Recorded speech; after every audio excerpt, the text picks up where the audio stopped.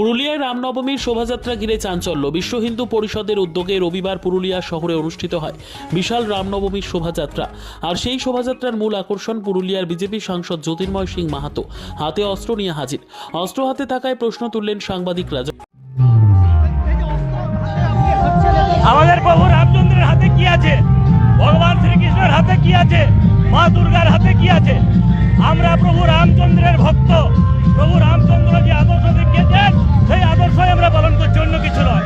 এই অস্ত্র হচ্ছে শান্তির প্রতীক, এই অস্ত্র হচ্ছে পূজনীয়, আমাদের ধর্ম রক্ষার জন্য এই অস্ত্র আমাদের হাতে। আর এই শোভাযাত্রায় এই অস্ত্র হাঁটবে, অন্য কিছু নয়। তবে সাংসদের জানান, প্রভু রামের হাতে কি কিছু ছিল না, মা দুর্গার হাতে কি ছিল? এই অস্ত্র শান্তির প্রতীক, ধর্ম রক্ষার প্রতীক। পুরুলিয়ার গোশালা মোড় থেকে শুরু হওয়া শোভাযাত্রা বরাকর রোড গাড়িখানা স্টেশন চত্বর ঘুরে পৌঁছয় MSA ময়দানে।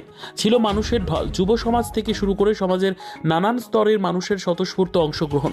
তবে যাতে সাম্প্রদায়িক সম্প্রীতি নষ্ট না হয় সেদিকে প্রশাসনের কড়া নজর ছিল। পুলিশ পিকেটিং, সিসিটিভি, ভিডিওগ্রাফি, এমনকি ড্রোনের নজরদারিও। সাংসদের অস্ত্র ধারণ নিয়ে তৃণমূলেরও কটাক্ষ। পুরুলিয়া জেলা তৃণমূল সভাপতি সৌমেন বেলথরিয়ার তির্যক মন্তব্য।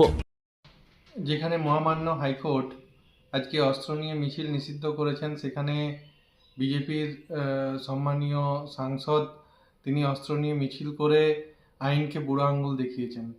বিজেপির নেতা সাধারণত এটাই করে থাকেন, এটাই তাদের কাছে কাম্য, কারণ তারা আইন মানেন না, আদালত মানেন না।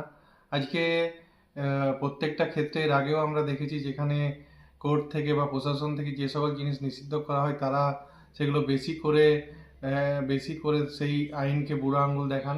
তাই যে ধরনের কাজ তিনি করেছেন এটা কখনোই আজকে কাম্য না, এবং এর আমরা তীব্র নিন্দা জানাচ্ছি।